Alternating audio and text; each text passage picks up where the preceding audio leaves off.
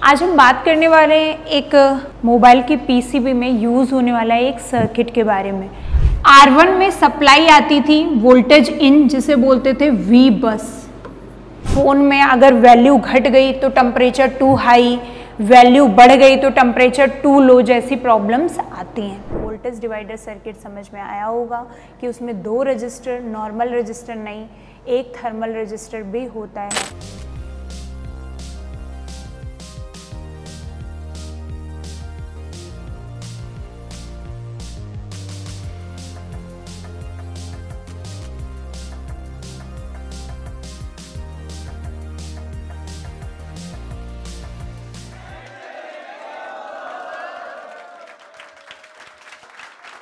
Hello students, AK info की YouTube channel में आप सभी का एक बार फिर से स्वागत है।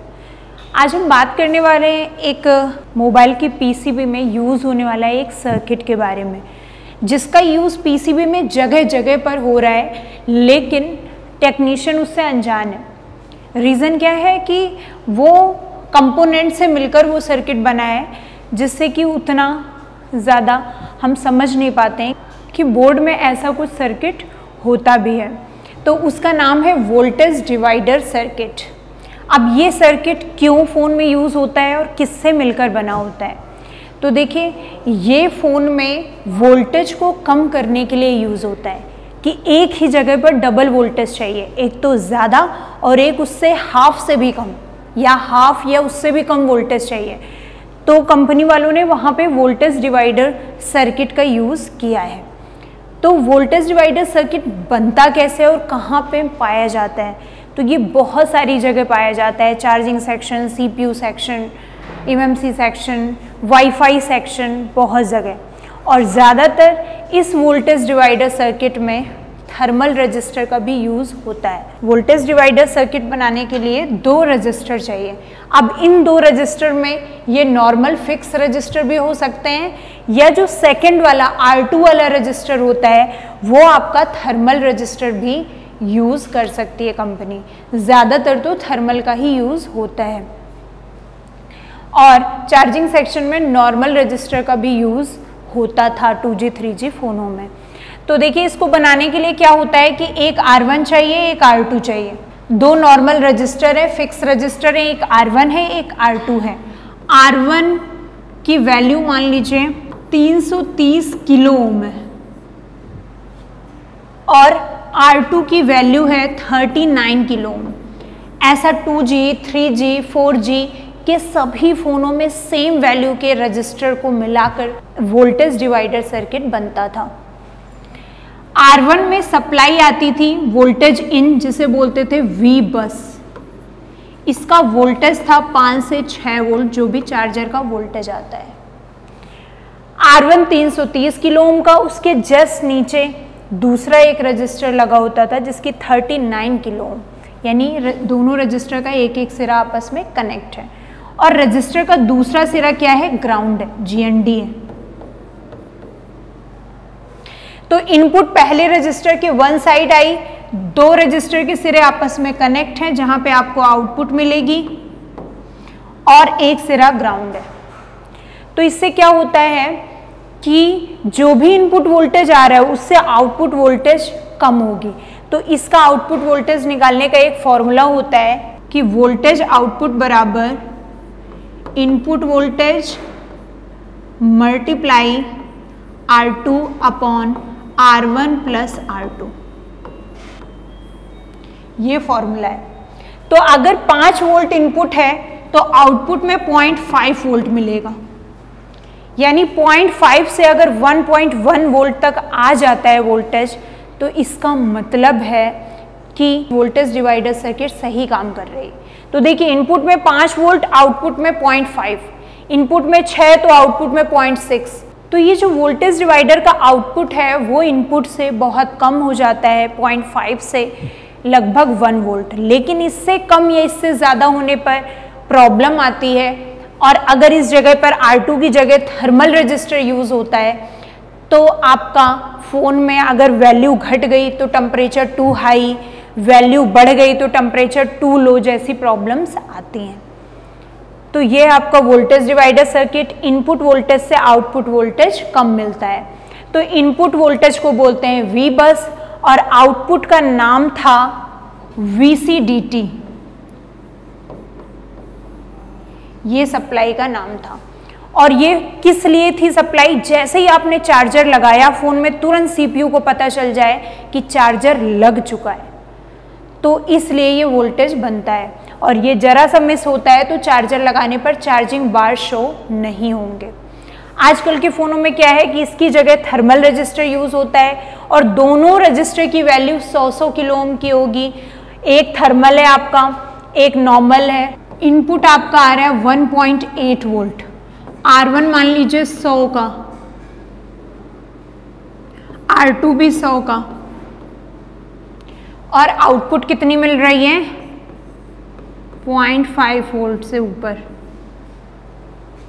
इससे कम नहीं होनी चाहिए। तो ये थर्मल रजिस्टर का लोगो कुछ इस तरह से होगा। तो हम इसको आपको सर्किट में दिखाते हैं कहाँ ऐसा थर्मल रजिस्टर आपको मिलता है, साथ में आपको बोर्ड में भी दिखाते हैं। तो स्टूडेंट्स, ये आपके सैमसंग के बोर्ड में ये हम एक आपको वोल्टेज डिवाइडर सर्किट दिखाते हैं। इधर इनपुट आ रही है R1 में, ये R1 है, इसमें इनपुट आ रही है 1.8 वोल्ट और ये R2 की जगह थर्मल यूज हुआ है। देखिए TH4000 और ये थर्मल रजिस्टर है, इसका दूसरा सिरा ग्राउंड है और यहाँ से जो आउटपुट निकल के गई है वो किसके लिए गई है? AP thermal. AP मतलब CPU, application processor. In register की वैल्यू भी चेक करेंगे और बोर्ड में इन्हें हम देखते हैं। तो स्टूडेंट्स देखिए, ये हमने सैमसंग का बोर्ड लिया है A50 समथिंग। तो ये A50 का जो बोर्ड है इसमें डबल डेकर CPU है। तो CPU के ऊपर RAM लगी हुई है, इसीलिए आप इसमें देख नहीं पा रहे हैं कि CPU की कंपनी का नाम है। ये लिखा है ना K4, तो ये RAM का वर्जन है K4। और इसी के जस्ट ऊपर CPU के लिए वोल्टेज डिवाइडर सर्किट बना के वोल्टेज आया हुआ है। जो इसमें थर्मल रजिस्टर है वो है आपका ये वाला नॉर्मल रजिस्टर है, ये जो शाइनिंग ब्लैक दबा हुआ देख रहे हैं आप। इसके जस्ट बगल में जो कॉइल की तरह उठा हुआ है वो ग्राउंड से जुड़ा हुआ थर्मल रजिस्टर है, जो कि ग्राउंड से बीप देगा। तो हम चेक कर लेते हैं। ये देखिए, इसका एक कॉर्नर बीप दे रहा है जबकि इधर कहीं। तो स्टूडेंट, ये थर्मल रजिस्टर एक तरफ बीप दे रहा है। अब हम इसकी वैल्यू देखेंगे। तो थर्मल रजिस्टर की वैल्यू चेक करने के लिए हम एक काम करते हैं कि मल्टीमीटर को मेगा ओम पे सेट कर देते हैं, क्योंकि थर्मल रजिस्टर हमेशा किलो ओम और मेगा ओम के ही होते हैं। 35 किलो ओम लगभग इसकी वैल्यू दिखाई जा रही है। तो देखिए, जो थर्मल रजिस्टर होते हैं ये टेम्परेचर के साथ वैरी करते रहते हैं, कम ज़्यादा। हो सकता है कि ये वहाँ पे दिए हो 100 किलो ओम के, लेकिन दिखा रहे हैं 35। क्यों? क्योंकि इसका जो एक्चुअल रेजिस्टेंस है वो इसके 25 डिग्री सेल्सियस पे दिखाया गया है। अभी रूम का टेम्परेचर ज़्यादा कम हो रहा होगा, इसलिए इसका रेजिस्टेंस कम ज़्यादा हो रहा है। तो इसलिए हम इस पर इसकी वैल्यू अगर 50% घट गई है, 50% समथिंग, तो हम इसे चेंज नहीं करते। अगर ये 100 किलो ओम का है और ये हो गई है 40 किलो ओम, तो हमें इसे चेंज करना पड़ेगा। इसके जस्ट बगल वाला एक रजिस्टर है, इसकी वैल्यू भी 28 किलो ओम आ रही है। अब देखिए स्टूडेंट, यहीं पे एक प्रॉब्लम थी, ये सेट बनने के लिए आया था। तो इसमें दिक्कत क्या थी कि CPU की तरफ से प्रॉब्लम है, ये फ़ोन डेड था, तो CPU की साइड से प्रॉब्लम है, या फिर ये प्रॉब्लम थर्मल रजिस्टर से है, या ये प्रॉब्लम नॉर्मल रजिस्टर से है, ये पता नहीं चल रहा था। तो अभी हमने इसकी रजिस्टर की वैल्यू देखी, ग्राउंड चेक किया। यहाँ पे देखिएगा, ये जो एक नॉर्मल रजिस्टर है ना, बजर रेंज पे हम आपको दिखाते हैं, ये नॉर्मल रजिस्टर ये ग्राउंड से बीप कर रहे हैं, वो भी पूरा प्रॉपर 002 के साथ। तो देखिए स्टूडेंट, ये 1.8 वोल्ट वाली जो लाइन है, ये देखिए AP 1.8 वोल्ट PMIC के LDO 3 जो है उस सर्किट से आई है 1.8 वोल्ट और 450 मिली एम्पियर। तो ये हम देख लेते हैं। ये देखिए स्टूडेंट्स, इनमें क्या होते हैं, कैपेसिटर लगे होते हैं। तो ये जो वोल्टेज आ रहा है इस लाइन में लगे कैपेसिटर शॉर्ट होंगे तो हम उन्हें निकाल के चेक करेंगे, शॉर्ट होने पर उन्हें हटा देंगे, अदरवाइज़ फिर हम पावर आईसी को रिवॉल्व करेंगे, उससे भी प्रॉब्लम सॉल्व नहीं होगी तो पावर आईसी चेंज करेंगे। तो आई होप कि आपको वोल्टेज डिवाइडर सर्किट समझ में आया होगा कि उसमें 2 रजिस्टर, नॉर्मल रजिस्टर नहीं, एक थर्मल रजिस्टर भी होता है। तो इस वीडियो में इतना ही। Thank you.